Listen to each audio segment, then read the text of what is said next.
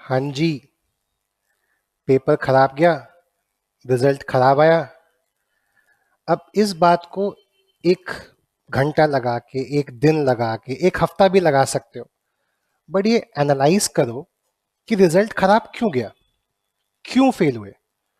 Analysis करना तो आता है ना, बचपन में बिजनेस स्टडीज तो पढ़ी होगी। प्लानिंग की, ऑर्गेनाइजिंग की, स्टाफिंग करी, डायरेक्टिंग की, कंट्रोलिंग की। अब कंट्रोलिंग का टाइम है, इवैल्यूएशन का टाइम है। इवैल्यूएट करो क्यों फेल हुए, और अगर फेल हुए तो मैं अपने कुछ सजेशंस आपको देना चाहूंगा जिससे आप इवैल्यूएट कर पाए कि आप फेल क्यों हुए, मार्क्स क्यों कमाए आपके। तो अगर मैं तमीज से बात करूं तो तीन वजह होती हैं जिसकी वजह से एक लॉ का पेपर बच्चों का ढंग से नहीं जाता। रीजन नंबर वन, उन्होंने लॉ कभी पढ़ी ही नहीं, क्लासरूम स्टडी की ही नहीं। अब आप बोलेंगे सर हमने क्लासरूम स्टडी तो की थी, इसका मतलब आपका पहला टिक लग गया।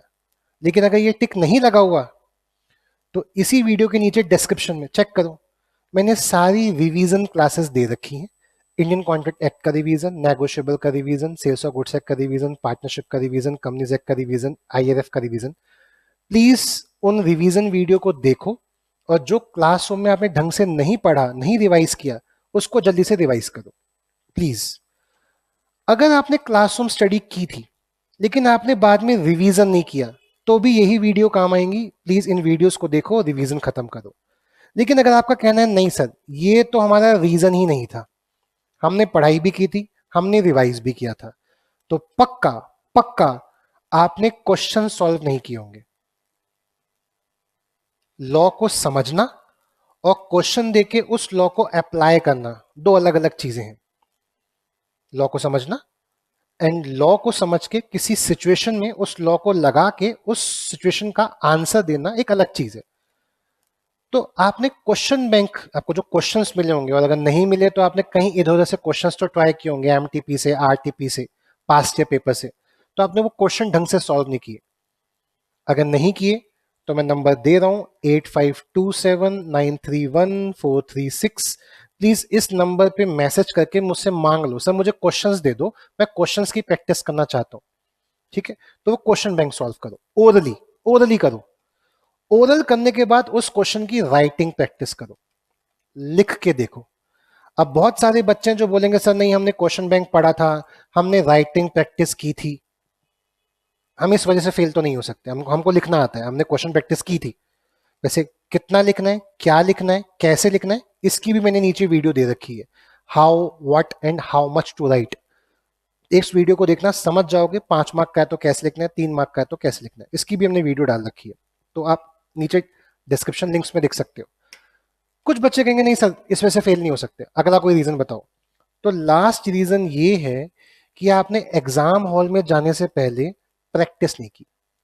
विराट कोहली ने सेंचुरी मारने से पहले प्रैक्टिस सेशंस करता है, खेलता है बकायदा बॉल्स, तब जाके वो मैदान पे सेंचुरी मार पाता है। आप सीधे एग्जाम चले गए, घर पे प्रैक्टिस ही नहीं की, 3 घंटे लिख के टाइम स्टडी नहीं किया कि 3 घंटे में पेपर कर पा रहा हूँ कि नहीं कर पा रहा, तो पक्का आपने मॉक टेस्ट नहीं दिए होंगे। और अगर आपने मॉक टेस्ट दिए भी होंगे, कोई बच्चा अगर मुझे ये भी बोले सर मैंने मॉक टेस्ट भी दिए थे, तो बेटा आपने टाइम मैनेजमेंट नहीं किया होगा। आपने घर पे 3 घंटे का पेपर एक साथ बैठ के नहीं दिया होगा। पेपर घर पे बैठ के लिख रहे हो ना, क्वेश्चन पेपर लिख रहे हो, लिख रहे हो, प्यास आ गई, पानी पीने चले गए, वॉशरूम जाना पड़ा, चले गए। 3 घंटे का पेपर 3.5 घंटे में किया, या 3 घंटे का पेपर अपने हिसाब से 2.5 घंटे में निपटा लिया। आपने क्या उस मॉक टेस्ट को चेक कराया कि जो मैंने लिखा है वो 7 मार्क का क्वेश्चन था, लेकिन आपने जो लिखा वो तो सिर्फ 4 मार्क्स लायक था, यानी 3 मार्क की थियोरी कम लिखी है, इस वजह से आपका पेपर 2.5 घंटे में खत्म हो गया।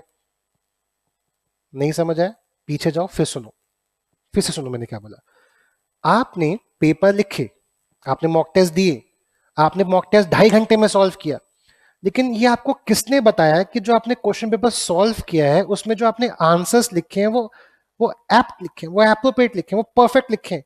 7 मार्क का क्वेश्चन पूछा है तो आपने 7 मार्क्स में जितना लिखना चाहिए उतना लिखा, या 5 मार्क में जितना लिखना था उतना लिखा है, इस चीज को इवेल्युएट नहीं किया आपने। तो आप टाइम मैनेजमेंट की वजह से फेल हो सकते हैं।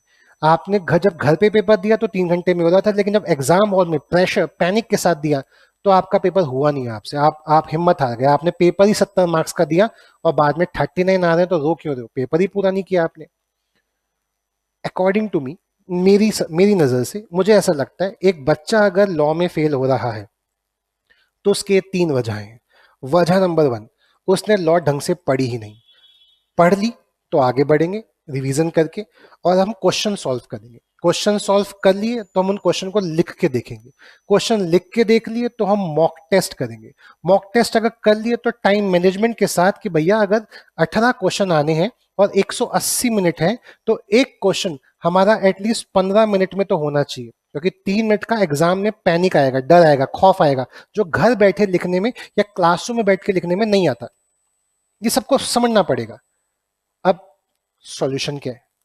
अगर आपकी क्लासरूम स्टडी वीक थी, आपने क्लास में ढंग से नहीं पढ़ा, आपने रिवीजन नहीं किया, तो उसका सॉल्यूशन मैं आपको आज दे रहा हूं। नीचे यूट्यूब पे मैंने वीडियोस डाल दी हैं, उन वीडियोस को देखो और जो भी कॉन्सेप्चुअल क्लैरिटी नहीं है वो खत्म करो।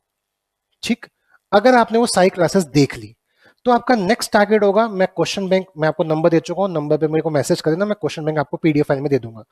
Question bank max to max पढ़ो, ओरली क्वेश्चन करो। कर लिया ओरली क्वेश्चन? इस पूरे काम को करने में कितने दिन लग सकते हैं? कितने दिन लग जाएंगे? 10 से 12 दिन मान के चलो।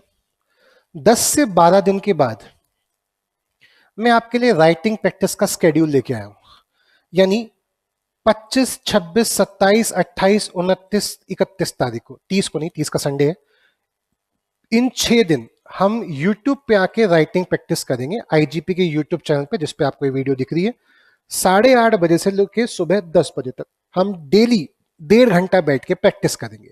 तो मैं चाहता हूं कि 25 मार्च को जब मैं और आप यूट्यूब पे लाइव मिलें, तब तक आप क्लासरूम की स्टडी कर चुके हो। अगर कर चुके हो तो आप रिवीजन कर चुके हो, आपने क्वेश्चन बैंक के ओरली क्वेश्चन सॉल्व कर लिए हैं। अब हम बैठ के 25 मार्च को कंपनीज एक्ट, 26 मार्च को इंडियन पार्टनरशिप एक्ट, 27 को सोगा, 28 को नेगोशिएबल, 29 को एलएलपीए और आईआरएफ, और 31 को इंडियन कॉन्ट्रैक्ट एक्ट पूरा एग्जाम से पहले ये जानेंगे क्वेश्चन कितने टाइप्स के आते हैं और उन क्वेश्चनों के क्या आंसर लिखने चाहिए। इसकी राइटिंग में प्रैक्टिस करेंगे। तो प्लीज अपनी रिवीजन, अपना पढ़ाई करने का तरीका इस स्केड्यूल के हिसाब से डिसाइड कर लेना। आपको पता होना चाहिए कि 25 तारीख को जब हम यूट्यूब पे मिलेंगे तो कंपनीज के क्वेश्चंस की प्रैक्टिस करेंगे। जब हम 26 तारीख को सुबह 8:30 से 10 बजे यूट्यूब पे मिलेंगे तो हम पार्टनरशिप के क्वेश्चन सॉल्व करेंगे। ये बात समझ आ गई? ये स्केड्यूल मैं आपको दे रहा हूं, लिख के रख लो। इन इन दिन इतने इतने बजे इस चैनल पर हम आके प्रैक्टिस करेंगे। ऑब्वियस ही बात है, 31 मार्च को हमारी प्रैक्टिस खत्म हो जाएगी। ठीक है, तो अगर मैं क्लास में 1.5 घंटे आपको राइटिंग प्रैक्टिस करा रहा हूं, तो आप उसके वीडियो खत्म होने के बाद, क्लास खत्म होने के बाद आप खुद भी कुछ लिख के देखेंगे। यानी आपका टारगेट होना चाहिए 25 मार्च को कंपनीज एक्ट के सारे क्वेश्चन जितने मैं लिखना चाहता हूं, 20, 25, 30, 40, मैं 25 मार्च को खत्म कर दूंगा। जब मैं 26 मार्च को बैठूंगा ना, तो मैं पार्टनरशिप के सारे क्वेश्चन लिख के खत्म करूंगा, कुछ सर के साथ 1.5 घंटे और कुछ सर की वीडियो खत्म होने के बाद खुद से बैठ के घर पे लिखूंगा। तो 31 मार्च तक मुझे क्या खत्म करना है? मेरे को राइटिंग प्रैक्टिस खत्म करनी है। जब 31 मार्च को आपको लिखना भी आ जाएगा तो हम अप्रैल में, क्योंकि मैं एक साथ सारे स्केड्यूल नहीं दूंगा, मेरा मानना है कि पहले एक सीडी चढ़ो फिर अगली सीडी देखेंगे। जब 31 मार्च को आप मेरे साथ ये सारा काम कर चुके होंगे, तो अप्रैल के महीने में हम एटलीस्ट 2 से 3 मॉक टेस्ट कंडक्ट करवाएंगे विद टाइम मैनेजमेंट। तो पहले लिखना सीखो, फिर लिखने के बाद हम 3 घंटे लगातार बैठ के लिख सकते हैं, और 3 घंटे में हम वो पूरा पेपर क्वेश्चन कर भी पा रहे हैं कि नहीं कर पा रहे, ये हम अप्रैल में डिस्कस करेंगे। तो मेरा ऐसा मानना है कि लॉ वाला काम इन वीडियो से खत्म करेंगे, सॉल्व क्वेश्चन वाला काम हम 25 मार्च से 31 मार्च करेंगे, और जब हमारा सॉल्व क्वेश्चन वाला काम खत्म हो जाएगा तो टेस्ट वाला काम हम पूरे अप्रैल और मई, जब आपके एग्जाम है उस बीच, मतलब 1.5 महीना है, हम 1.5 महीने mock test, question paper solve, RTP solve, इन सब पे मेहनत करेंगे।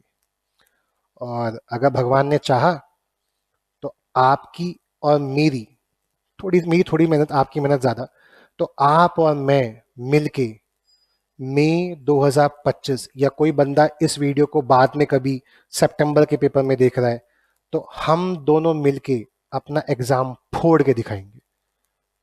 कोई फेल नहीं कर पाएगा, इतनी मेहनत करेंगे। क्या आप तैयार हैं? अगर आप तैयार हैं तो प्लीज कमेंट सेक्शन में लिख देना यस। उस यस को पढ़ के मुझे मोटिवेशन आएगी कि बच्चा सच में अपनी साइड से मेहनत करने के लिए तैयार है, उसके पास एक टीचर भी है जो उसको ये मेहनत करवाने के लिए तैयार है। तो आओ मिलते हैं किस तारीख को, 25 तारीख को। ये स्केड्यूल में छोड़े जा रहा हूं, लिख लेना, नोट कर लो कि 25, 26, 27, 28, 29, 31 को हम किन किन एक्ट्स के राइटिंग सेशंस की क्लास लेंगे। ठीक है, all the very best, good luck.